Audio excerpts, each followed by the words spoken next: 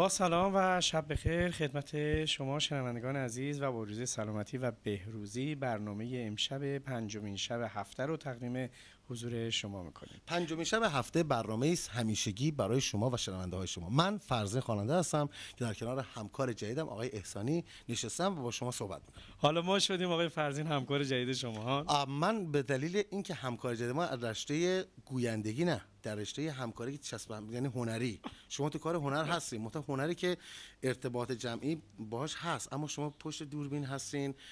در رادیو من فعالیتتون رو بعد از مدت ها که با اصرار شنونده هاتون که گفتن آقا صدای شما خوشم اومده، صدای خوب داشتن یه نعمتیه، به همین دلیل گفتم همکار. خیلی متشکرم. شما در صدای خوب از لطف دارین فرزین جان. شنوندگان عزیز، ما به هم نون قرض ندادیم، ما فکر نکنیم حالا من دارم تبلیغ میکنم برای آقای احسانی که آقا شنونده نه، واقعا بودم و تلفنات رو شنیدم که راضی بودین و بعد از گوینده‌ای که قبلا همکاری بود با شما همکار بوده، من شدیداً شنیدم که همه از صدای شما راضی هستن. خیلی متشکرم، مرسی، خیلی ممنون. البته من گوینده نیستم، اینو همه دوستان شنونده که صدای منو توی این مدت 1 سال و نیم یا 2 سالی که برنامه پنجمین شب هفته پخش شده چه با صدایت این روزا داری منو چوب میزنی، بزن که داری خوب میزنی، شکست نفسی میکنی فرزین جان. خیلی ممنون. همونطوری که صدای فرزین عزیز شنوندگان عزیز شنیدید، امشب مهمون برنامه پنجمین شب هفته که میدونین که برنامه رادیویی هستش که یه مدت 2 سالی است که ما در خدمتون هستیم و طبق معمول ما همیشه در برنامه‌مون مهمونایی داشتیم. هنرمندان عزیز کشورمون همیشه وقتی در اختیار ما گذاشتن و اومدن استودیو با هم دیگه صحبت کردیم. در صورت امشب هم خیلی خوشحالیم که فرزین عزیز رو در کنار خودمون داریم. فرزین رو دیگه همه شما میشناسید، احتیاج نیست که من در موردش صحبت بکنم. اما خیلی هستن که نمی‌دونم، بچه‌هایی که اومدن اینجا به دنیا اومدن. به هر حال ما خواننده هستیم که تقریبا ما رو 2 تا نسل شدیم، الان 3 تا نسل. فکر کنم مادر شما ما رو میشناخته، بچه شما ما رو، خود شما میشناسید، بچه‌های شما. والا من خودم که خیلی نوجوان بودم شما رو صفحه تلویزیون میدیدم، بعدم که اومدیم تلویزیون استخدام شدیم شما مادرتون چی؟ مادرتون به دنیا اومده بود در 11 می اومدین برنامه ضبط کردیم. به هر حال همکار خوبمون در تلویزیون هوای ما رو داشته قدیم، اما خب حالا هوای ما رو نداره، چه اشکال داره؟ نه حالا دیگه سنشون یه مرتبه خیلی ممنون. آقا ببخشید ما زن نیستیم که سنمو کم کنیم، 57 سالمه اما مثل 2 ساله ها میمونم. فرزین جان، حالا از این مسائل که بگذریم، امشب شنوندگان ما صدای شما رو دارن برای شاید یه مدت طولانی که از اولین شاید برای اولین بار شما برای اجرای یک برنامه آخرین اومدین، حدودا فکر کنم سال پیش بود در آخرین برنامه داشتید، ولی برای اولین بار هستش که البته ما یه مصاحبه از شما رو از رادیو پخش کردیم، ولی فکر میکنم امشب برای اولین بار هستش که شما در کنار من هستین و یک برنامه رادیویی رو میخوام اداره بکنیم تا آخر بریم. البته من به درایت شما نیستم که بتونم برنامه رو اداره کنم، اما خب فقط در کنار شما هستم، هر کاری ازم بر بیاد برای شنونده های شما انجام میدیم. میتونم الان یه برای شروع کار بگم تو را از بین 100 تا گل جدا کردم، تو سینه جشن عشقت رو به پا کردم، برای نقطه پایان تنهایی تو تنها اسمی بودی که صدا کردم. عشق من عشق من. این عشق من تقدیم به شما گوینده ها، شنونده های عزیز و به شما همکار خوبمون آقای احسانی. بریم آهنگ عشق منو گوش کنیم. خب ترانه زیبایی بود، شنیدیم فرزین جان. من البته می‌خواستم همین موقعی که داشتیم با هم دیگه صحبت می‌کردیم من بگم یه ترانه رو شما انتخاب کنی، خودت رفتی دیگه، واردی دیگه. خواهش می‌کنم. ترانه زیبایی بود. شنوندگان عزیز ما که این آهنگو شنیدید میتونم بگم که آهنگساز شاعر معمولا اگر که شما دقت کرده باشین تو کاستای من بیشتر آهنگام اولین کارم البته با آقای حسن شمایزی شروع کردم به نام 1 2 3 4. دوستش داری باید نگی. ما گفتیم گذاشت اما شما از شما نگینا میره. به همین دلیل ما گفتیم گذاشت رفت تنها موندیم. به همین دلیل میخوام که با شمایزی همکاری ما شروع کردم. براتون بگم در ضمن حدود سن 15 16 سالگی بود کارمو شروع کردم. از سر صف مدرسه با سرود و مرود و اینا بعد توی تهران اول شدم تو رشته به اصطلاح مدارس. بعد از مدارس شروع کردیم اومدیم با آهنگ 1 2 3 4 با آقای شمایزی شروع به کار کردیم و الانم 27 سالم هست که میخونم. یعنی من 43 سالمه. گفتم جدول ضرب کنیم سنم معلوم بشه. همه شنوندگان عزیز ما میدونن که شما قبل از اینکه به اروپا بیاید برای اجرای برنامه در ایران فعالیت هنری داشتید و من خاطرم هست که چند تا از ویدیوهای شما رو در تلویزیون در برنامه‌ای که آقای داوود جمیلا تهیه می‌کردن رنگارنگ در استودیوی 11 استودیو 7 تلویزیون ضبط می‌کردیم که به صورت رنگی اون موقع تازه واحدهای رنگی اومده بود تلویزیون و خیلی از ترانه‌های شما اون موقع گل کرد. بعد اگه خاطرتون باشه یه ترانه‌ای رو در رابطه با تیم پرسپولیس خوندین که اونم خیلی گل کرد. من سال پیش که با شما در رابطه با همین برنامه پنجمین شب هفته گفتگو داشتم اون ترانه رو پخش کردم، خیلی از شنوندگان خوششون اومد و از این آهنگ یعنی خاطره انگیز بود. آهنگ پرسپولیس دوران به هر حال ما از بچگی طرفدار تیم پرسپولیس بود. البته این نمیخوام چیزی باشه از قرمزته اما خب به هر حال میدونین که من طرفدار بچه‌ها فوتبالیستا هستم و ورزش رو دوست دارم. از روز اولم در کنار ورزشکارا بودم چون خودم بازیکن جوانان صنعت نفت بودم. بعد باشگاه پرسپولیس هم حدود مثلا 7 8 9 سالی بازی می‌کردم تو زیر جوانان. بعد ناراحتی سردردی پیدا کردم که دکتر من گفت دیگه فوتبال نمیتونی بازی کنی و همون گفتن دکتر همون شد که ما اومدیم رفتیم دنبال کار خوانندگی.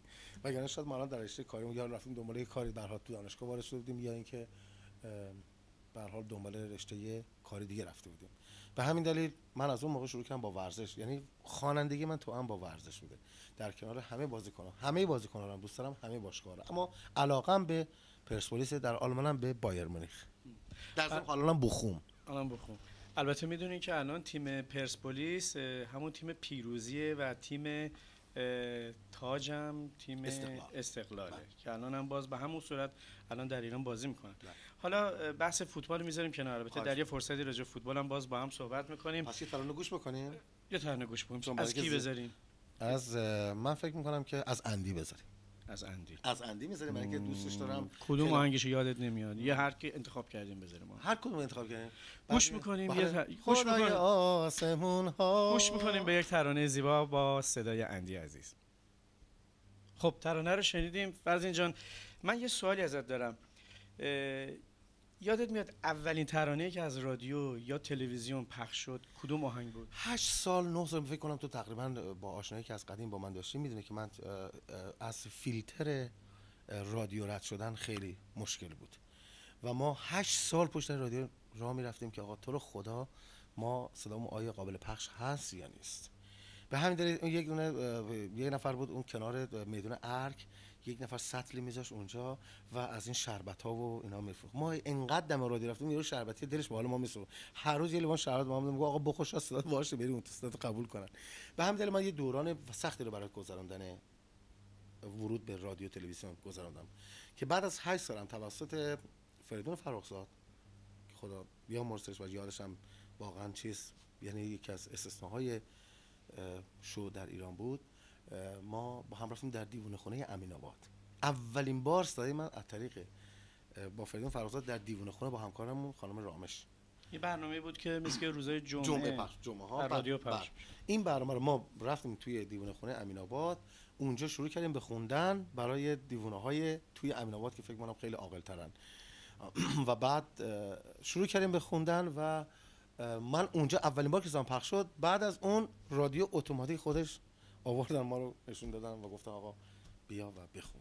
اونجا مهر تایید مردم زدن و یعنی با ورود ما در اونجا غیر از اینکه شورای موسیقی و رادیو با سختی فراوان بود که واقعا مشکل بود ازش گذشتن، تایید مردم هم بود و ما وارد رادیو شدیم. دلم میگه هر جا باشه این روزا برمیگرده، این روزا برمیگرده، دلشوره دارم نکنه نیاد خدا نکرده، نیاد خدا نکرده، همه کسم دل خوشی و قوت قلبمونه، خیلی روزا رفته ولی اینقدر دیر نکرده، اینقدر دیر نکرده، همش میگم اسمشو باز دوباره شاید یکی ازش خبر بیاره، آهای شما که عاشقین بدونین همه با هم دم بگیرین بخونین، همه با هم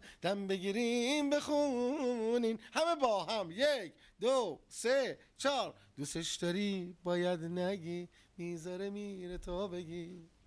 خب در ادامه برنامه‌مون با آقای فرزین و ترانه‌ای که ایشون اولین ترانه‌ای که از رادیو و تلویزیون ایران پخش شد خوندن خودشون به صورت لایو و ما ادامه این ترانه رو سیدیشو رفتیم و شما شنوندگان عزیز گوش کردید.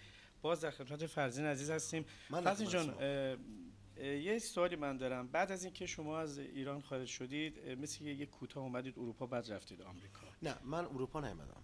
اولین بار من تقریبا قبل از اینکه برم با آمریکا وارد ترکیه شدم. ترکیه رفتم دبی از اونجا مستقیم رفتم آمریکا. از آمریکا برگشتم مدت کوتاه درست همون زمان آلمان. بعد 2 مرتبه باز برگشتم آمریکا. این زمان بود. در آمریکا چند وقت بودی؟ 4 سال. 4 سال در آمریکا بودی که مثل که حاصل این کار چند تا آلبوم بود که به بازار اومد. اسم آلبوم‌ها رو میتونی بگی؟ گریه نکن، ونوس، عشق، زینو، دیگه براتون میگم آهنگای مختلف با کاستای رنگارنگ، یعنی به طور رنگارنگ بین کاستای دیگه پخش شدن به نام بی‌نظیر، مرمر با داروش و شهره، بعد با ابی و دیگه برام با مهستی و خانم مهستی و شهره. داشتیم یک آلبوم دیگه هم به نام به اصطلاح ایدی. آلبومای مختلف بود دیگه در این مدت کوتاه، به دلیلی که واقعا من یه سری آهنگا رو در ایران ضبط کردم آماده داشتم و با خودم بردم که همکاریشو بیشتر با آقای ناصر چشم‌آذر که الان در ایران هم هستن، که آلبومی که نکن تمام آهنگا تنظیماش مال آقای ناصر چشم‌آذر. جا داره اینجا بگم که من تمام موقعیت و کاریم و مدیون آقای جهانبخش پاسکی هستم. البته آقای شمایزاده استارد برای من زدن که من هیچ وقت فراموش نمی‌کنم، چون 5 یک آلبوم از آقای شمایزاده داشتن به نام همون 1 2 3 4. بعد آلبومی که بعداً خوندم از آقای جهانبخش پاسکی بوده که بعدیاشم از منوچهر چشم‌آذر. در ایران شما با آقای فریبرز لاچینی همکاری نداشتید؟ نه، آقای فریبرز لاچینی برنامه داشتم. با آقای منصور تهرانی شاعرایی که اونجا بودن با فریبرز لاچینی نداشتم برنامه متاسفانه. نداشتید. فرزین جان بعد از اینکه اومدی آمریکا و این آلبوم‌ها رو به بازار دادی و خیلی هم در موفقیت در اروپا و در کلا در آمریکا و در اروپا خیلی نقش داشت و اون زمان که شما امریکا بودید من ایران بودم. بله. من در ایران که بودم در بین مردم به خاطر کاری که داشتم در رابطه با مردم بودم، اکثر ترانه‌های تو خیلی سریع می اومد ایران و من در خیلی از جشن‌های ایرانی می‌دیدم که ترانه‌های شما رو اونجا استفاده می‌کنن و مردم می‌زنن و این نشون میداد که آلبوماتون با موفقیت روبرو شده. من اوایل که وارد آلمان شدم شما رو یک بار در فرانکفورت دیدم که در کینز پلاس اونجا برنامه داشتین، خیلی برنامه موفقی بود و به ترتیب کنسرتاتون همیشه در اروپا با موفقیت توأم بود. ولی مردم همیشه میپرسن که فرزین یه مدتی در ارائه آلبوم حالا یا کوتاهی کرده یا دلایلی داشته که اینا رو خب خیلی نمیدونن. اینو اگر میشه خیلی روشن و واضح برای مردم کسی در زندگیش اشتباهی میکنه و منم در زندگیم اشتباه کردم.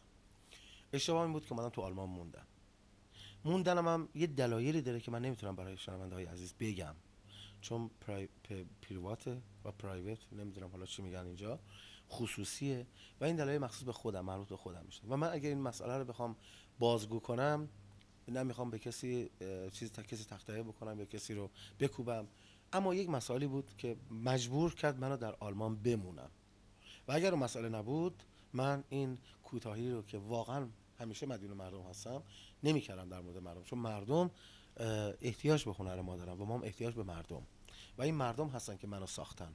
پس من درست میگم کوتاهی کردم و کوتاهی من واقعا بزرگترین لطمه اول به خودم زده، چون از نظر شخصی هم ارضا نشدم، چون خوندن و به اصطلاح فعالیت کردن یکی از نقش‌های اساسی یک هنرمنده. یک هنرمند شما میتونید بذارید کنج اتاق گرد میگیره، خاک میشینه روش و فسیل میشه، تموم میشه میره. به همین دلیل من این 8 سال 9 سالو واقعا کاش که میتونستم برای مردم بگم به چه دلیل من نخوندم.